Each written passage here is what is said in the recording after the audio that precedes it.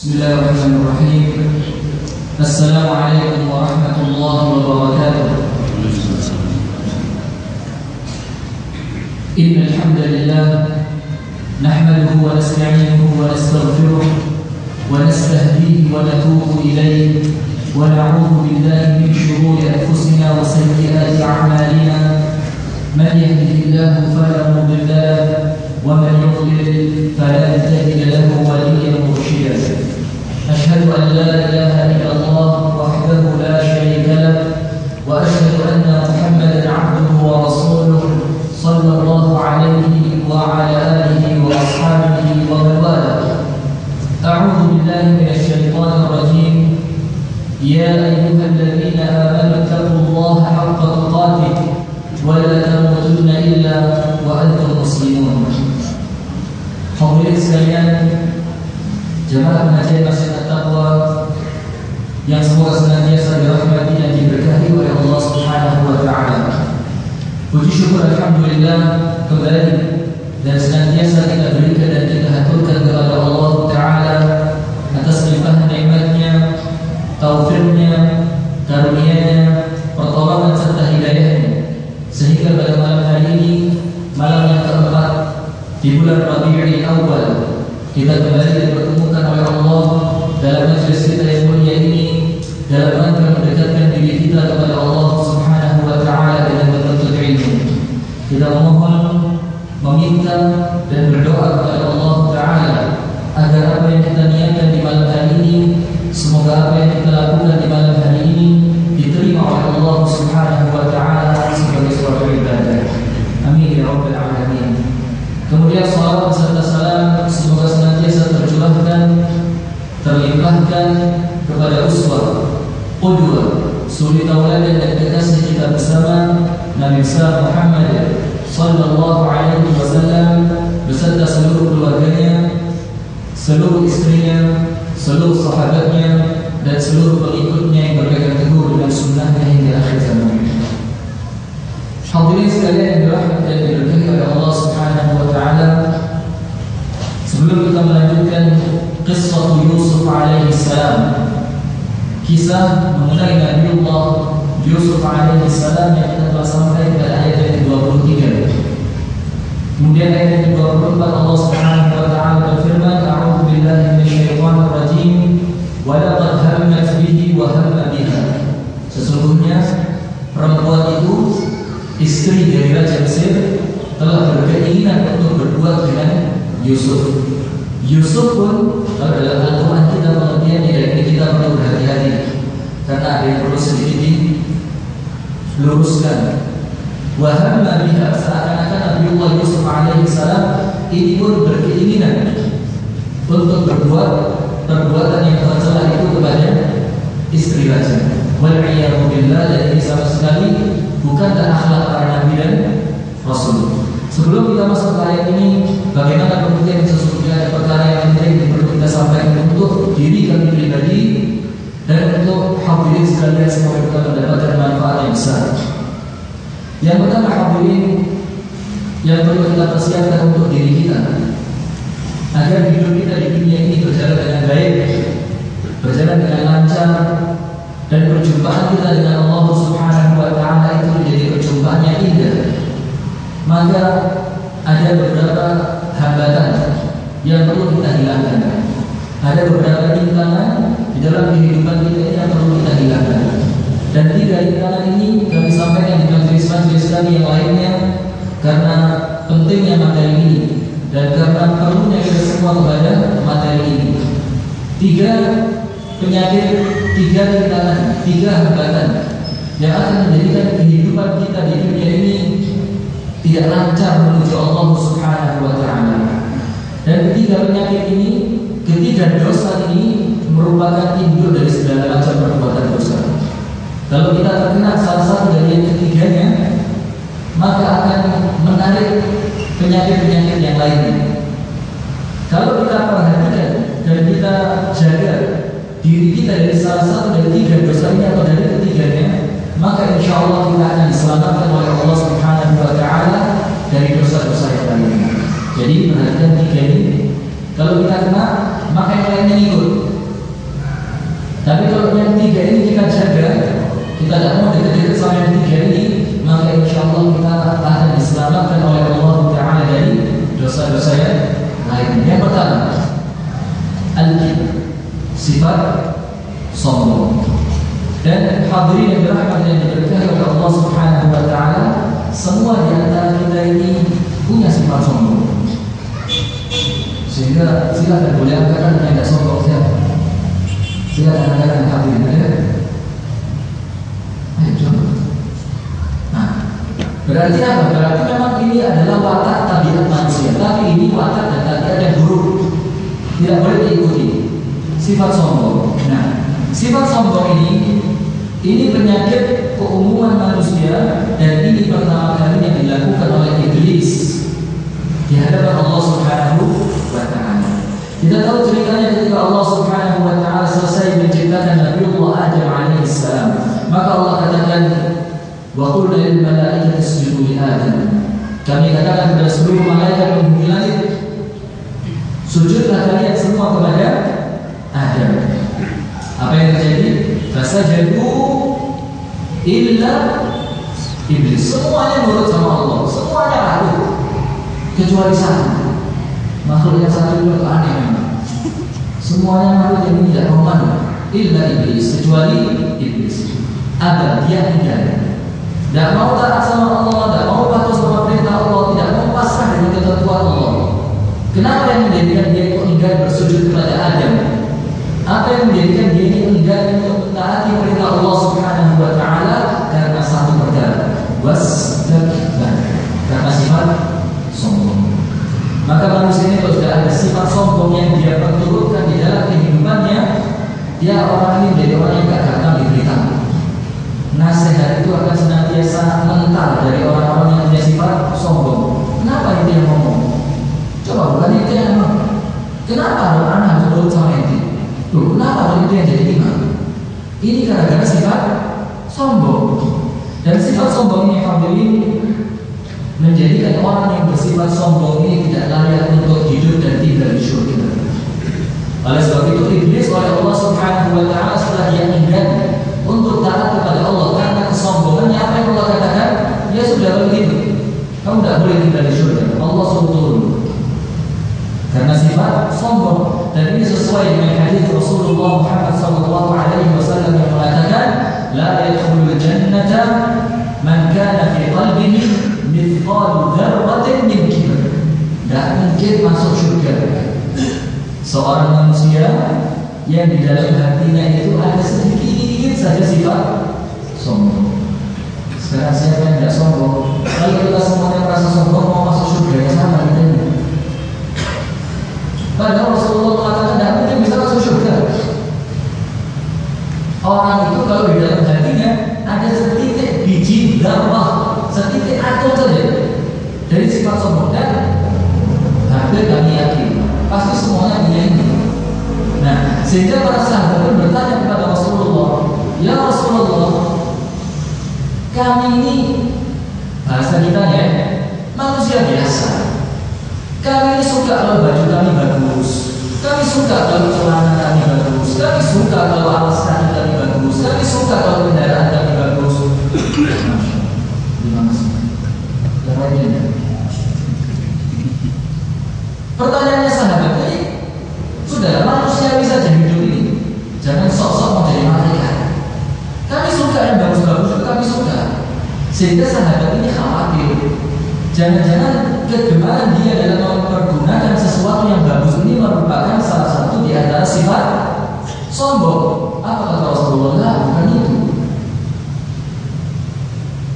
Inna Allah jamilun yuhibbul jamal. Allah itu indah. Makanya Allah itu suka yang indah-indah. Oleh sebab itu hadirin yang dirahmati oleh Allah, pakai baju bagus, pakai sarung bagus, pakai peci yang pantas, pakai kendaraan yang bagus, itu bukan sombong. Akan tetapi dalam hadis yang sahih disebutkan Allah itu suka kalau melihat bekas nikmatnya yang diberikan kepada hamba-Nya tampak. Itu hadisnya sahih. Allah suka kalau kenikmatan yang Allah berikan kepada hamba-Nya itu tampak dalam dirinya. Tapi hati-hati, kalau memang dari awal niatnya sombong, berarti ya jelas sombong. Tapi kalau sekedar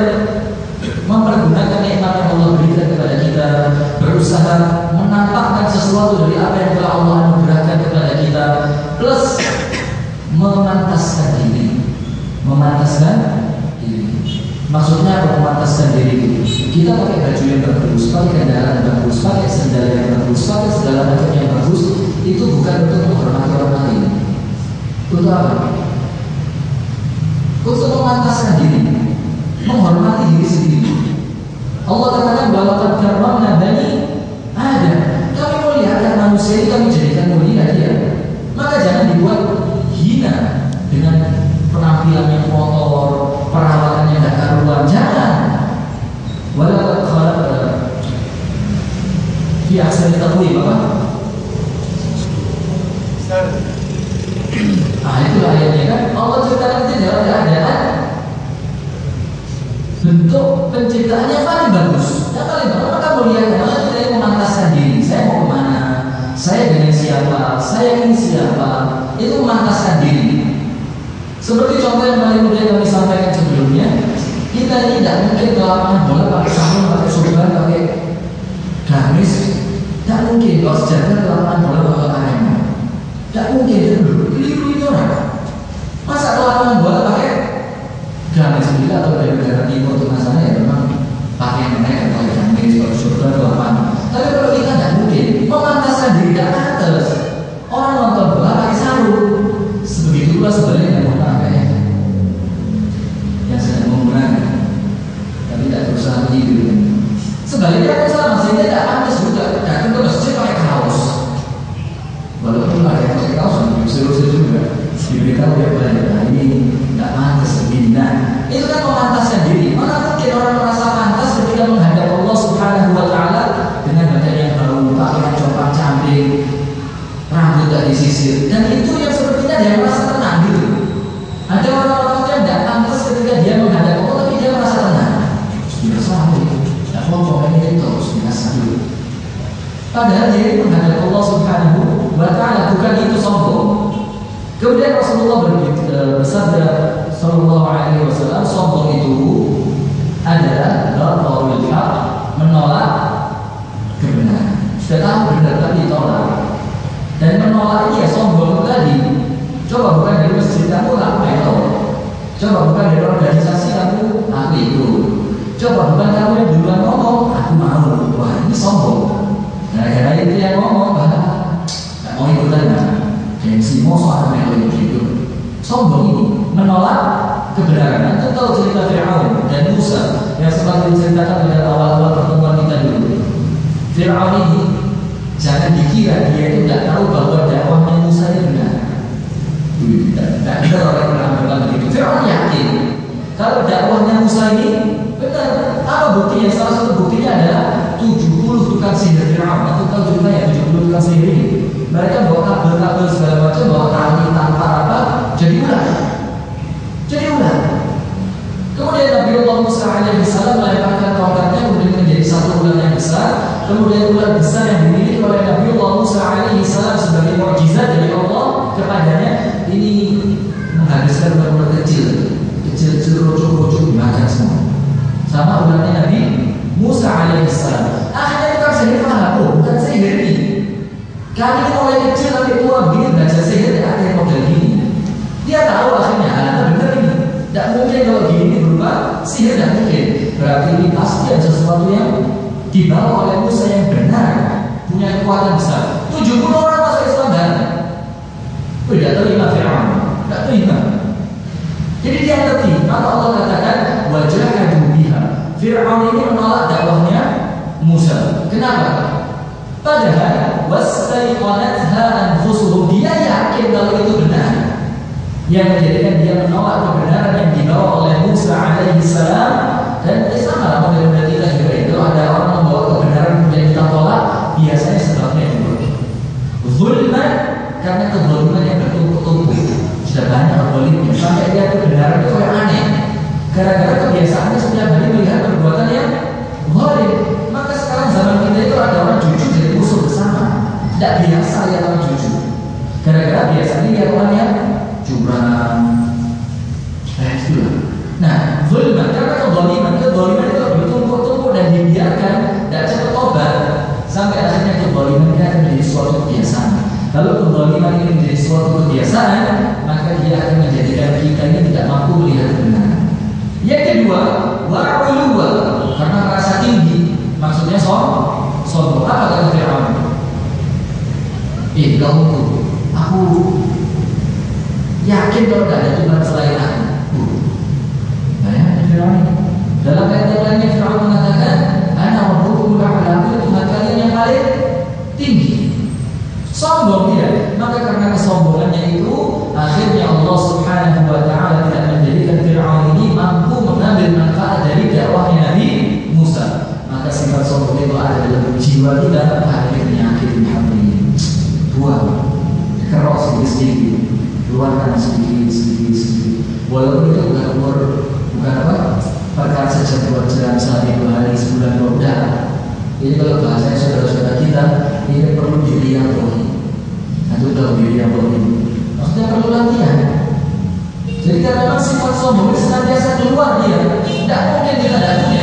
Kita ini apa? Pintar dikit, sombong sudah. Ngaji bagus dikit, sombong. Kaya dikit, sombong. Jabatan tinggi sedikit, sombong. Apa yang kita sombongkan? Bahkan ada orang berbuat maksiat itu sombong. Dia pernah botol. Wah, 10 botol lah. Bayangkan. Kesombongan sudah masuk dari penyakit kita semua. Nah, maka kesombongan ini kalau memang tidak bisa dihindari, lari. Ketika dia keluar, tekan. Keluar lagi, buang lagi. Keluar lagi, bila kalau dia tidak pantas jadi sombong, jadi siapa? Keluar lagi sifat sombongnya, tekan lagi. Jangan dituruti. Senantiasa ketika kesombongan ini mulai mengajak kita untuk bersifat sombong, langsung ajak bicara diri ini. Tidak pantas jadi sombong. Mau apa sombong? Sombong tidak mau masuk surga jadi sombong. Gitu kan? Jadi ketika dia mulai keluar, mulai mengajak kita untuk menuruti kesombongan itu, tekan dia. Saya yang sama. Makanya kalau aku melihat Mesir, Anda juga belum pernah bercerita juga. Di airport Mesir itu Qatar, itu ada tulisan besar. Tulisannya ini dakhalta Misr kathirun mithla. Kalau kamu masuk Mesir, model kayak kamu itu banyak sangat. Maka tidak usah sombong. Maksudnya tidak usah sombong. Ente pintar, yang pintar modelnya itu banyak, yang lebih pintar juga banyak. Ente ganteng, yang lebih ganteng banyak, yang lebih kaya banyak. Maka ditulis di bandara itu. Kalau kamu masuk Mesir, model kayak kamu ini banyak. Tidak usah sombong, biasa saja. Itu yang pertama. Kalau sombongnya jangan pintunya habis. Dan ini perlu untuk kita kurangi sedikit demi sedikit sampai akhirnya tipis dan dia akan keluar. Kemudian yang kedua, ini pun sama. Ini sifatnya kita semua. Dan hampir semua manusia punya. Dan dunia rasanya tidak seru kalau ada sifat ini. Tamak itu rakus. Rakus ini kebalikan dari qanaah.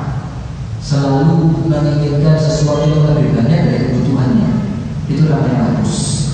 Makanya Syekh Ali Al-Muntari rahimahullah ta'ala mengatakan, harta itu orang merasa kurang itu bukan gara-gara hartanya tidak cukup. Orang merasa kurang itu bukan gara-gara hartanya tidak cukup, akan tetapi karena dia berharap lebih banyak, kepingin lebih banyak. Maka akhirnya apa? Padahal sudah cukup ini, tidak ada kurangnya. Cuma gara-gara dia berpikir untuk mendapatkan sesuatu yang lebih banyak, maka dia jadi merasa kurang. Nah, ini itu tak cukup, padahal cukup. Dan ini itu tak asik, padahal sudah cukup. Nah, rakus ini hadirin dan rahmat yang diberkahi oleh Allah Subhanahu wa ta'ala, ini yang terjadi kepada Nabiullah Adam alaihissalam. Kita tahu setelah Nabi Adam diciptakan oleh Allah segala macam. Kemudian Allah Subhanahu wa ta'ala mengatakan kepada Adam, wahai Adam, ini istrimu dan ini surga berkamu, makanlah, minumlah, lakukan semaumu. Semuanya boleh. Mau minta apa dikasih? Semuanya. Bukannya kan? Apa yang ada di surga? Kepingin apa dikasih? Mau minta apa dituruti? Mau makan apa, mau minum apa boleh. Kecuali satu. Wala taqrabu hadhihi asy-syajarah. Pohon ini jangan dekat-dekat, jangan dimakan buah dari pohon ini. Jangan. Ada yang kayak ini. Nah, buahnya segala macam kenikmatan surga itu Allah sunnah sakar besok.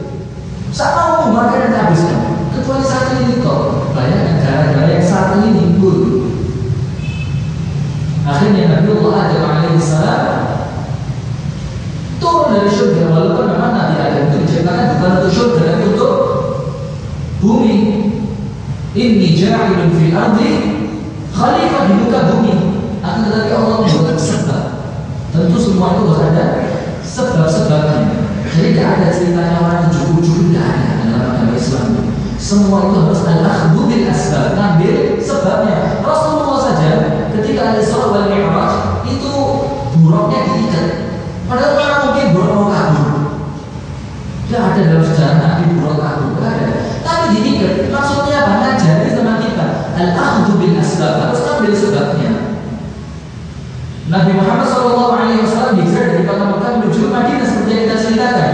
Allah bisa bikin hijrah ini seperti Isra wal Mi'raj, bisa Allah, jangan dikira tidak bisa. Tapi Allah ingin beritahu sama kita semua, ini loh perlunya kalian berusaha, ini loh beratnya dakwah, ini loh jalan dilalui oleh para Nabi dan Rasul berat. Itu al-akhdhu bil asbab, harus ambil sebabnya.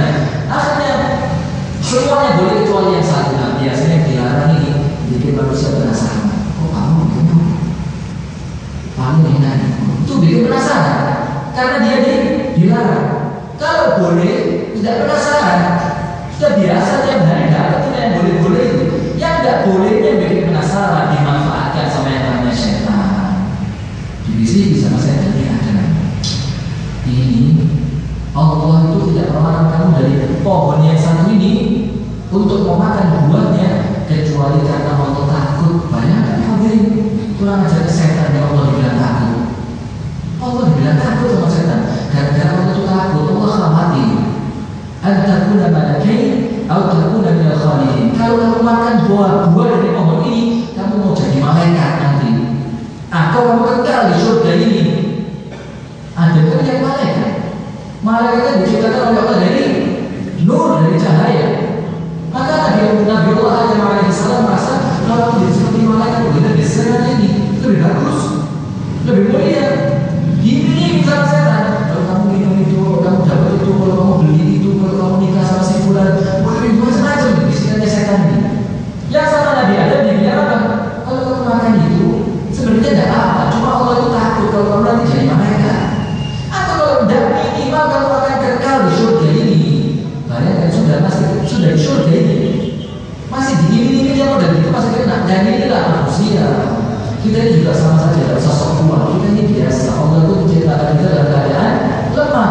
Wa khuliqal insan dha'ifan, jadi lemah kita ini. Maka Nabi Adam alaihissalam tinggal di surga, diciptakan langsung oleh Allah Subhanahu wa taala. Kumpulannya para malaikat. Itu pun masih terganggu dengan gangguan setan. Dimakan yang satu ini. Bayangkan ini namanya ragus. Yang buahnya boleh, yang sedikit dilarang, justru gara-gara yang sedikit ini dia akhirnya terjerumus. Sifat rakus. Rasulullah SAW bersabda, ini sifat manusia. Rasulullah mengatakan kalau manusia itu punya gunung emas 2 atau 1, dia tidak boleh. Padahal gunung emas 1 atau 2 itu untuk hidup tidak mungkin habis. Sampai 7 tahun tidak mungkin habis. Kalau dia punya 1 minta 2, kalau dia punya 2 minta 3, terus tidak ada berhentinya. Hatta yamla afahu turab, sampai mulutnya ini penuh dengan terisi tanah. Maksudnya kalau sudah meninggal dunia selesai urusannya, tidak perlu guru emas wala tidak perlu. Seperti kayak kafir cukup sudah masuk. Ini sudah mati. Nah, akan tetapi Rasulullah mengatakan, ya itulah sifatnya manusia ini. Dia itu senantiasa punya sifat rakus. Akan tetapi hadirin itu pun sama seperti sombong. Jadi semua manusia punya, tapi cegah. Nah, buatnya pasti banyak-banyak. Walaupun memang kalau kita bisa dan kita tidak khawatir terlalaikan, jadi orang kaya itu bagus, nulung orang, bantu orang, itu mulia itu. Tapi kalau memang motivasi kita untuk memperkaya diri itu hanya untuk sombong-sombongan, untuk memuaskan keinginan nafsu, untuk menghilangkan sifat penasaran tadi itu, maka itu tidak salah. Maka Rasulullah mengatakan, la ba'sa bil ghina, tak apa jadi orang kaya. La ba'sa bil ghina, tak apa. Akan tetapi syaratnya 5 taqwa, untuk orang yang bertakwa. Karena harta kalau yang megang orang baik bagus ya. Tapi harta kalau yang megang orang jahat buruk. Nah, maka yang hadirin, sifat rakus itu sama penyakit. Kalau kita punya sifat ini perjalanan kita menuju Allah itu akan Sudah dia tidak pernah merasa puas dari dunianya sampai dia lupakan akhiratnya. Dia kejar terus dunia ini. Padahal Ali bin Abi Thalib radhiyallahu ta'ala anhu Allah mengatakan, wahai manusia, dunia ini akan senantiasa membelakangi kalian dan pergi menjauh. Kan begitu. Kita ini hidup sudah tambah hari, kan semakin mendekati ajal. Berarti dunia ini pergi menjauh dari kalian. Sementara akhirat itu datang mendekat kepada kalian. Tambah hari, tambah tinggal giliran saja mas. Hari ini siapa, besok siapa, tinggal tunggu giliran. Nah, maka ada kita mengatakan, maka setiap dunia dan akhirat itu punya anaknya masing-masing. Maka jadilah abnaul akhirah, jadilah anak-anaknya akhirat, maka kamu akan kembali ke sana. Kita lihat mikir ayat-ayat. Anaknya ini pasti cocok sama ibunya. Karena ibunya bagi anaknya diajar, dan anaknya pasti otomatis ikut. Itulah abnaul akhirah, anak-anaknya akhirat. Maka dia yang dikejar sama dia, yang diikuti oleh dia, sesuatu yang mendatangkan kebaikan untuknya dalam kehidupan akhirat. Ratus lebih misalnya. Saya kasih contoh ya, lebih gampang mengamalkan.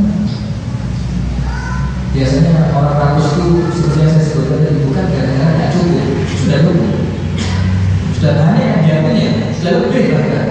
Tapi perasaannya biasanya begini, sedikit lagi. Nah, kalian sedikit ini dapat pasal saja. Kalau ibadah kok, tak tinggal syukur ini anak tinggal sedikit lagi. Mau mengejar sedikit itu dikejar. Yang banyak sudah punya, mengejarnya sedikit dikejar, tidak dapat itu. Saya tidak berhenti, bismillah dikit keras, kurang dikit, masuk kamar di sebelah mana?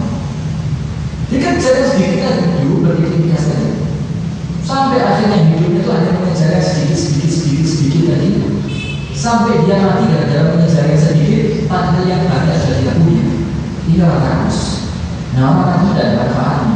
Kita ini rakus itu mau apa sih? Perlu kenyang sudah dengan 2 piring nasi bolu supaya keluarga sudah.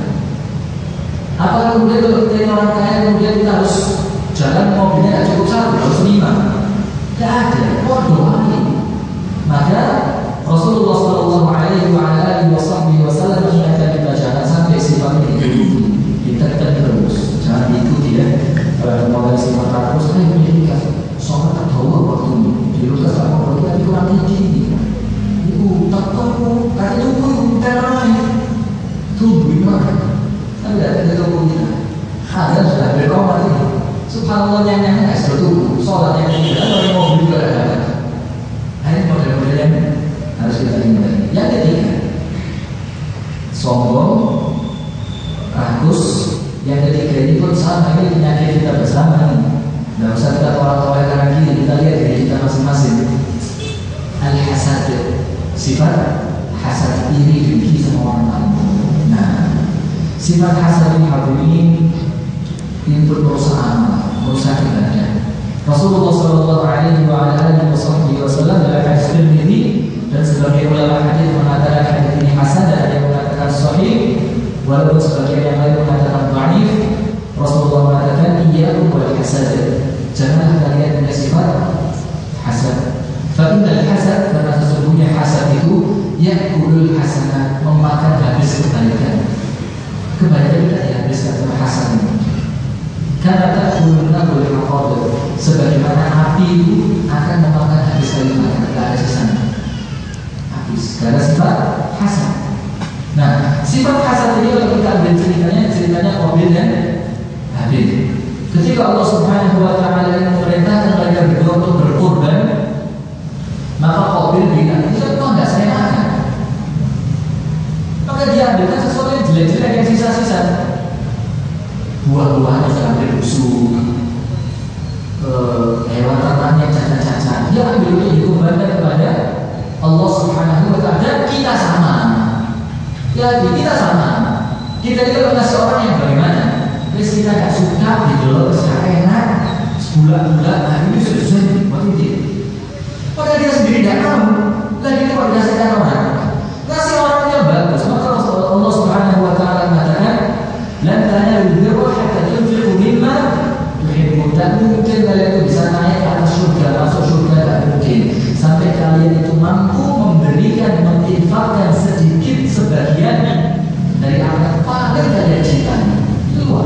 itu tanda bahwa dia tidak diperbudak sama itu. Keluarkan sebagian. Nah, ini Qabil tidak saya makan. Dia berikan jelek-jelek.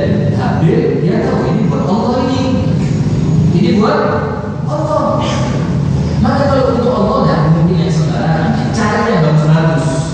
Dan itu kita harus begini. Kalau untuk Allah, maka mindsetnya harus dirubah. Kalau untuk Allah, berikan yang terbaik. Terus pokoknya kalau ini berkaitan dengan Allah, kasih yang terbaik. Kita mau ke masjid, tidak lucu ke masjid pakai baju yang tidak pantesan. Ini mau ketemu Allah, ini yang terbaik, kasih yang paling zen. Kita mau infak, mau sedekah, cari yang terbaik. Karena ini buat Allah dan Allah itu maha adil dan maha tahu. Maksudnya apa? Kalau kita berusaha memberikan sesuatu yang senantiasa terbaik untuk Allah, maka Allah itu kasih kepada kita yang baik-baik. Karena Allah tahu, aku kasih kamu yang baik. Karena aku tahu kalau kamu aku kasih yang baik-baik ini atau kamu keluar dan untuk aku kembali. Tidak mungkin luput yang model gini. Beda sama orang yang sama senang. Memang, tapi simpen lagi masuk ke mana? Dia tidak ada apa. Orang di kantong tidak dikeluarkan, isinya masih penuh. Tidak ada tempat Allah isi tempat Allah isi sesuatu yang bagus tidak ada. Lah masih penuh. Mau taruh mana? Maka caranya bagaimana? Keluarkan ini. Biar Allah punya tempat untuk kembali. Diisi mana sama Allah yang lebih bagus lebih banyak lebih tahu. Nah, hampir dia terbaik buat Allah. Tidak mungkin ada buat Allah ini. Tidak mungkin ada kasih yang jelek-jelek. Ya hampir yang jelek-jeleknya bagus-bagus. Persembahkan buat Allah sudah jelas. Innallaha thayyibun la yaqbalu illa thayyiban. Allah itu baik, tidak mungkin menerima kecuali sesuatu yang baik. Jelas yang diterima punya siapa? Punya Habil diterima, punya Qabil. Kalau orang ini jelek, bahkan tidak mau Allah yang model ini. Sama model kita sholat juga cepetan. Yes, seperti itu. Kalau untuk Allah itu kadang-kadang kita dikasih yang sisa-sisa. Al-Quran, yang nanti kalau ada waktu luang saya baca Al-Quran dulu. Banyak kan Al-Quran cari waktu luang buat baca Al-Quran. Seharusnya kita meluangkan waktu untuk Al-Quran, bukan? Ya bukan orang waktu ya, sempat dia tak baca ini. Kalau sempat nanti saya silaturahmi ini. Kalau sempat nanti saya ke masjid. Kalau sempat saya pengajian banyak kan sesuatu yang untuk kehidupan akhiratnya yang kekal. Dia cari waktu-waktunya dia yang tidak berharga. Tapi untuk duniawi dia cari waktu-waktunya paling top. Apa ini? Dia model Qabil sama Habil tadi sama saja, tidak ada bedanya dengan kita. Maka dia tidak menghina. Akhirnya sama Allah yang terima punya Habil. Qabil merasa dulu kok punya apa yang diterima. Hasannya keluar. Akhirnya apa? Karena sifat hasan ini matanya beda. Tidak panjang pikir sudah. Ini Qabil cari Habil untuk dibunuh. Akhirnya dibayangkan kamu ini Hasan. Hasan jahat dibayangkan. Orang yang Hasan itu akidahnya masih nol. Ini pelajaran akidah. Orang yang punya sifat Hasan ini akidahnya masih nol. Kenapa? Rukun iman itu apa? Salah satunya beriman kepada qadha dan qadar. Apakah entah itu baik ataupun buruk? Karena siapa yang menentukan takdir itu? Allah. Kalau kita protes, ya Allah, kenapa saya iman banyak lah? Saya kok sedikit. Sifat kok zina ada. Ini protesnya sama siapa? Kepada Allah. Padahal yang maha tahu itu Allah. Si fulan ini cocoknya dikasih berapa? Si fulan ini cocoknya tinggal di mana? Si fulan ini cocoknya kerjanya apa? Itu sebenarnya diatur sama Allah dengan kebijaksanaan dan pengetahuan Allah Subhanahu wa Ta'ala. Tidak perlu kita diprotes. Maka dalam hadis qudsi, hadis yang sahih, Allah Subhanahu wa Ta'ala berfirman, ada di antara hamba-hambaku yang aku jaga dia kaya. Karena aku tahu kalau dia miskin, kemiskinan itu akan menjadikan dia rusak. Dan aku pun tahu katanya Allah, ada di antara hamba-hambaku yang aku jadikan miskin. Karena aku tahu kalau dia kaya, kekayaan itu akan merusak dia. Dan kita kan tidak tahu kalau kita punya uang lebih, kita mau ngapain, kita tidak tahu. Maka kasih pas-pasan sama Allah biar pakai yang sudah banyak pikiran. Kalau kita punya uang lebih, kita pas-pasan mau kemana, mau ngapain, mau buat apa. Makanya Allah yang maha tahu. Maka intinya adalah wallahu ya'lam wa antum la ta'lamun. Yang tahu itu Allah, sementara kita tidak tahu. Hasil ini begini.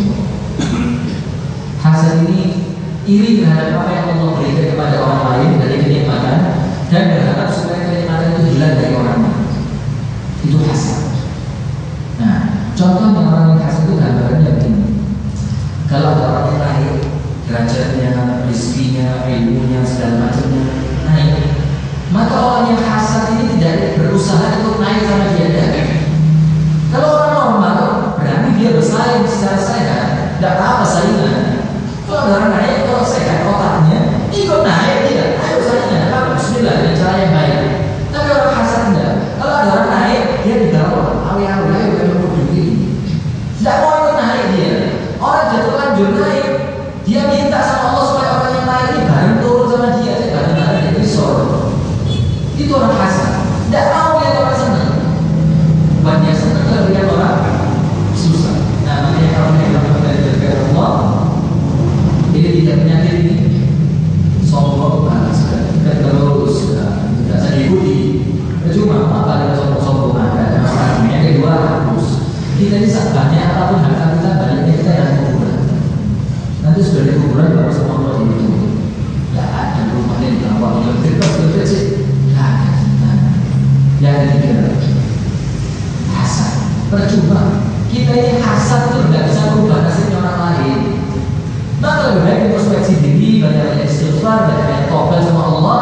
Ketika melihat orang lain senang, coba berusaha itu senang. Karena kita tahu Allah tidak mungkin salah pilih, Allah tidak mungkin salah alamat di dalam membagi kenikmatan dan rezekinya. Itu habis kita menyanyi ini mudah-mudahan bisa kita hindari bersama. Semoga kita oleh Allah Subhanahu Wa Taala diberikan jalan yang enak di dunia Allah itu yang enteng. Karena hati kita memang sudah dibersihkan oleh Allah Subhanahu Wa Taala dari segala macam penyakit sombong, harus hasad. Sekarang kita lanjutkan kalau ini. Dalam ayat yang ke-24 Allah Subhanahu Wa Taala mengatakan, "A'udzu billahi minasyaitonir rajim wa laqad hammat bih." Istrinya Raja Mesir itu sudah berkeinginan melakukan perbuatan zina ini bersama kepada Nabiullah Yusuf alaihissalam. Dan dilanjutkan pada ayat yang sama, wa hamma biha. Kalau kita buka Al-Quran terjemah kita, artinya adalah dan sungguh perempuan itu telah berkehendak kepadanya, kepada Yusuf. Dan Yusuf pun berkehendak kepadanya. Ini perlu kita revisi. Tidak ada ceritanya para nabi ini berbuat maksiat, tidak ada. Nabi model mana ini? Tidak ada. Nah, maka sekarang kita jelaskan apa maksudnya waham nabiha, supaya tidak kita artikan bahwa Nabiullah Yusuf alaihissalam ini juga berkeinginan berbuat itu dengan istri raja. Bagaimana pengertiannya? Yang pertama yang perlu kita pahami di sini adalah dalam cerita ini ada 5 peran, ada 5 yang ikut berperan dalam kisah ini. Yang pertama Nabiullah Yusuf alaihissalam, yang kedua istrinya raja, yang ketiga suaminya yaitu rajanya, yang keempat perempuan-perempuan yang nanti dikumpulkan setelah mereka tahu bahwa istrinya raja ini mau mengganggu mantan budaknya. Yang keempat adalah saksi yang bersaksi kalau bajunya korek dari belakang dan itu. Ini 5 orang ini. Dan 5-5 ini semuanya menjelaskan kepada kita bahwa Nabiullah Yusuf alaihissalam selamat dari sifat itu. Yang pertama, Nabiullah Yusuf alaihissalam, pemeran yang pertama, Nabiullah Yusuf mengatakan, "Hiya rawadatni an nafsi." Dia yang ngajak saya. Perempuan itu yang ngajak saya, bukan saya. Sampai Nabiullah Yusuf alaihissalam akhirnya mengatakan pada nanti cerita kita berikutnya, qala rabbi sijnu ahabbu ilayya mimma yad'unani ilayhi. Ya Allah, kalau pun harus masuk penjara, aku lebih suka di penjara dibandingkan menuruti keinginan dari perempuan-perempuan itu. Nah, itu menunjukkan bahwa Nabiullah Yusuf tidak punya keinginan itu. Sampai akhirnya dia mengatakan, dia yang ngajak, bukan aku. Yang kedua, jangan kan mengikuti. Kalau aku masuk penjara, aku lebih suka di penjara dibandingkan harus mengikuti ajakan dari perempuan. Itu yang pertama. Baik, terbangun di sini bahwa para nabi itu insya Allah oleh Allah diselamatkan dari perbuatan tercela. Yang kedua, perempuannya sendiri yang merayu Yusuf. Dia mengatakan, walaqad rawattuhu an nafsihi fasta'sam. Aku yang ngajak dia. Itu omongannya Imratul Aziz, istrinya raja. Fasta'sam, tapi dia menjaga diri. Dia tidak tahu. Ini adalah omongannya perempuan yang mengajak. Dia ngakui yang ngajak saya. Dan ketika saya mengajak pun dia asam, tidak mau melakukannya. Dia menjaga diri. Supaya ini menjelaskan kepada kita semua bahwasanya Nabiullah Yusuf tidak ada keinginan itu. Kemudian Yang kedua, Imratul Aziz pula mengatakan, istri raja pula mengatakan, al-an hasal haq, sekarang kebenaran itu mulai terbuka. Ini yang ngomong istrinya raja. Ana rawatuhu an nafsihi wa innahu la minas shadiqin. Aku yang narik dia dan dia adalah orang yang benar. Yusuf ini termasuk orang benar, tidak eker-ekeran lagi kan? Yang narik dia bukan saya, dia yang minta, tidak eker-ekeran tadi. Akhirnya perempuan itu nanti di akhir cerita dia akan mengatakan, ana rawatuhu an nafsihi. Aku yang narik dia, aku yang ngajak dia. Wa innahu la minas shadiqin, dan dia omongannya jujur, dia benar. Kalau dia tidak pergi sama aku. Itu yang kedua. Sekarang pemeran yang ketiga, raja. Rajanya mengatakan, qala innahu min kaydikun. Rajanya mengatakan, aku tahu ini semua adalah tipu daya kamu. Kamu di sini adalah istrinya maksudnya. Aku tahu ini semua kejadian ini tipu daya kalian para perempuan. Itu pun rajanya mengaku tidak mungkin kalau Yusuf begini. Akan tetapi ini adalah hasil dari tipu daya kalian. Inna kaidakunna azim. Sesungguhnya tipu dayanya para perempuan itu sangat besar. Nanti kita jelaskan. Ini ada sesuatu yang menarik. Ketika Allah mengatakan, inna kaida syaitani kana dha'ifa. Tipu daya setan itu enteng, lemah. Tapi ketika mengatakan tipu dayanya perempuan, Allah mengatakan inna kaidakunna azim. Tapi kalau tipu dayanya perempuan, nanti kita jelaskan. Itu omongannya raja.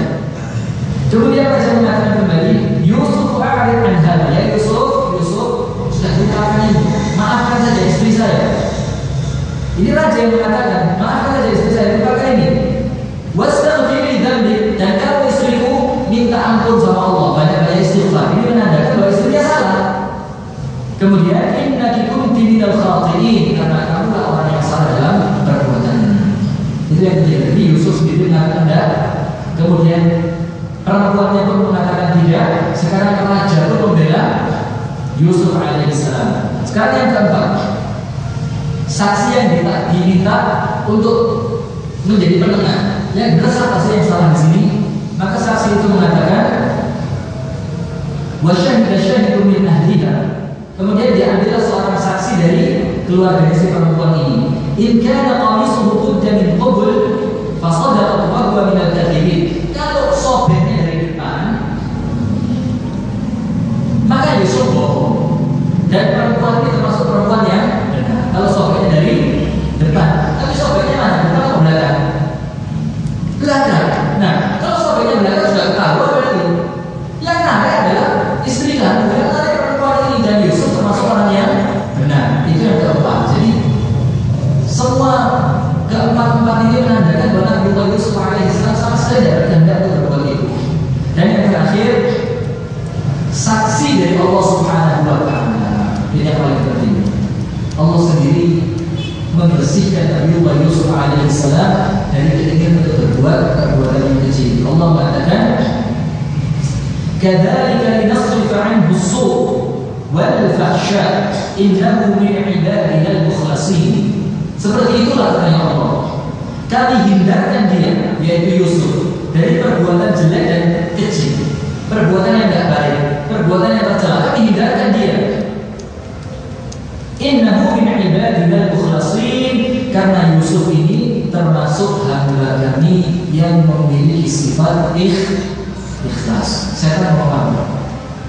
Ketika mau mengganggu manusia, ketika diturunkan dari neraka, dari surga, setan mau apa kepada Allah? Qala fabi'izzati, ya Allah, aku bersumpah dengan kemuliaan kamu, la ughwiyannahum ajma'in, aku akan sesatkan semuanya. Tidak peduli raja di masjid, raja di pasar, raja di lapangan bola, semuanya aku sesatkan mereka. Janjinya Allah, janjinya setan di hadapan Allah. La ughwiyannahum ajma'in, illa kecuali setan pun ngaku. Ada yang tidak bisa ganggunya ada. Siapa dia? Ibadaka minhumul mukhlasin, hambamu yang ikhlas. Tidak bisa setan ganggu. Nah ini Yusuf dibilang sama Allah, mukhlasin, termasuk hamba kami yang ikhlas. Allah memberitahukan kepada kita bahwa Yusuf ini termasuk hamba Allah yang ikhlas. Dan setan ngomong, kalau yang ikhlas tidak bisa ganggu. Lah mana mungkin Yusuf yang seorang nabi, ikhlas pula, mana mungkin bisa diganggu oleh setan. Ini semua menandakan bahwa Nabi Allah Yusuf alaihissalam ini bersih dari tuduhan yang ada mungkin dalam terjemahannya, mungkin terjemahannya benar. Cuma bagaimana cara kita memahami terjemahan ini saja yang mungkin perlu diperbaiki. Kemudian Fakhrul Razi, Al-Imam Al-Fakhrul Razi mengatakan dalam kitab tafsirnya, dia mengatakan qad syahida Allah Ta'ala fi hadhihi al-ayat al-karimah 'ala taharatihi arba'a marrat. Allah itu mensucikan Nabi Yusuf dari perkara ini, dari kekejian ini 4 kali dalam ayat yang satu. Apa? Dalam kejadian ini Allah mensucikan Yusuf. Yang pertama, Allah katakan linasrifa 'anhu su', supaya kami menghindarkan dia dari perbuatan keji. Allah katakan kami hindarkan dia. Mana mungkin orang yang sama Allah sudah dihindarkan kemudian terjerumus? Tidak mungkin. Man yahdillah fala mudilla lahu. Orang sudah dikasih hidayah sama Allah tidak mungkin bengkok. Tapi orang yang sudah terlanjur bengkok, hatta saat dunia itu kumpul masih tidak bisa. Ini Allah katakan linasrifa 'anhu su', kami hindarkan